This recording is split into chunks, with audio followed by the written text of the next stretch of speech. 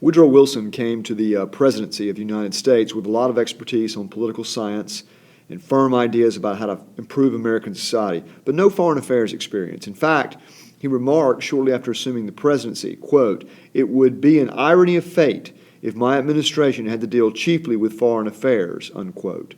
It was ironic indeed because no previous president would have ever dealt with more foreign affairs. Although Wilson's ideals, his idealism, would emerge in his foreign policy, his initial policy, in the Caribbean at least, appeared no different from that of his Republican predecessors.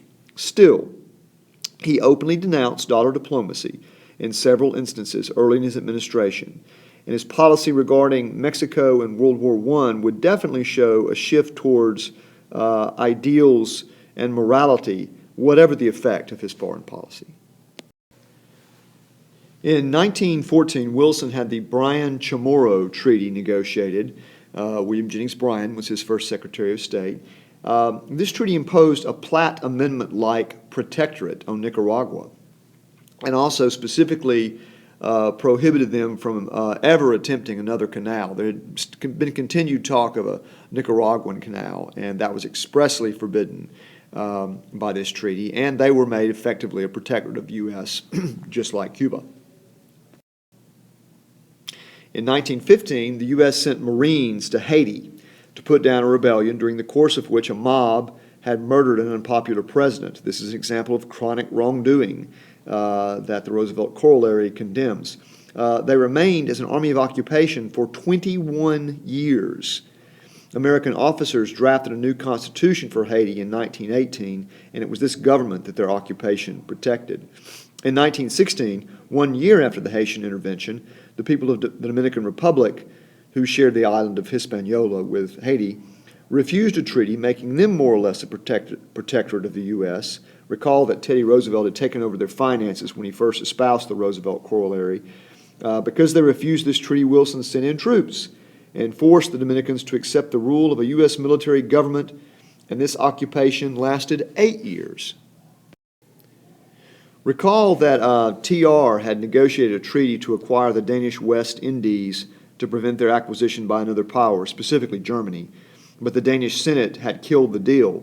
But with the advent of World War I, the German threat was much more acute due to unrestricted submarine warfare, and the islands needed to be within the U.S. trade barriers to survive economically. They were having a very difficult time of it because they were having to pay these trade barriers for their sugar.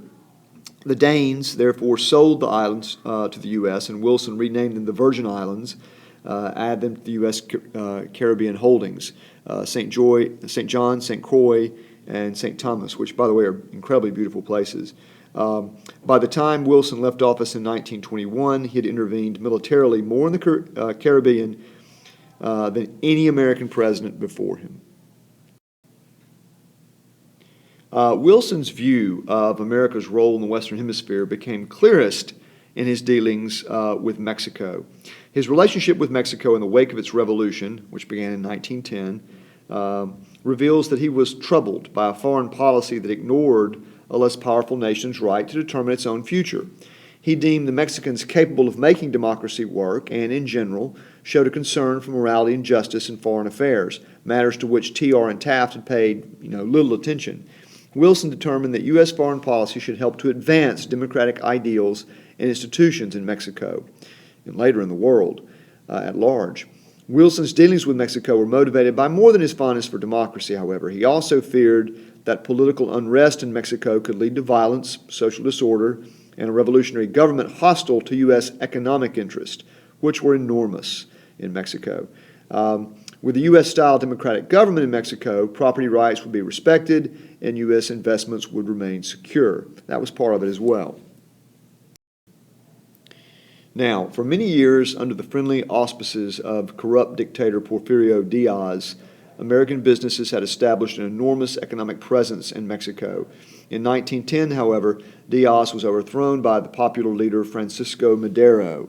Madero promised democratic reform, but was perceived by many wrongly, as it turns out, to be hostile to capitalist interest. With American approval, indeed with American complicity, Madero was overthrown in a counter-revolution by the reactionary general Victoriano Huerta. In its last weeks in office, the Taft administration was about to recognize Huerta and welcome his receptive environment for American investments, but two things happened. One, Woodrow Wilson was sworn in, and two, Madero was killed. Woodrow Wilson announced that he would never recognize Huerta's, quote, government of butchers. The problem of the revolution dragged on for years. Wilson pressured the British to stop supporting Huerta. He agreed to get arms to Carranza, a constitutionalist, someone who wanted to reimpose democracy in Mexico. And Carranza was waging a revolution against Huerta. Wilson offered troops, but Carranza could not accept troops and maintain popular support. That would have turned the people against him, but he did take the weapons.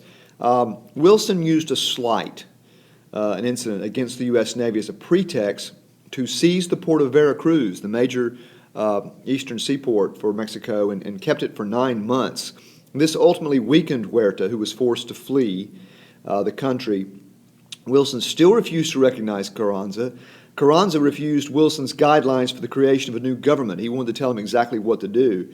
Wilson said famously something like, "I'm going to teach Latin America to elect good men." Carranza said no thanks, and Wilson lagged in recognizing him as a result. Wilson flirted with supporting another leader other than Carranza. The logical choice was Pancho Villa, who was an erstwhile constitutionalist ally of Carranza, who was now fighting against him. But Villa's position weakened, and Wilson abandoned him and finally reluctantly recognized Carranza. Enraged by what he saw as a withdrawal of support from Wilson, Villa killed 18 U.S. citizens in northern Mexico and then invaded the U.S. and killed 17 more in Columbus, New Mexico. With Carranza's approval, Wilson sent General John Pershing with a U.S. expeditionary force into Mexico to hunt down Villa, but he ultimately failed to do so. Wilson's policies toward Mexico from 1913 to 1917 seemed really to have produced few concrete results except to reinforce an already deep antagonism against the U.S. His repeated changes in strategy seemed to indicate a lack of skill and decisiveness in foreign affairs. Actually, however, Wilson recognized something that T.R. and Taft had not, that more and more peoples in the world were determined to control their own destinies. And the U.S. needed a way to support these people's democratic aspirations while also safeguarding its own economic interest. That's the crux of moral diplomacy. And I'll say it again. The U.S. needed a way to support these people's democratic aspirations while also safeguarding its own economic interest. World War I would make the case for this balance all the more urgent, and it was in that situation that Wilson's moral diplomacy fully flowered. More about that shortly.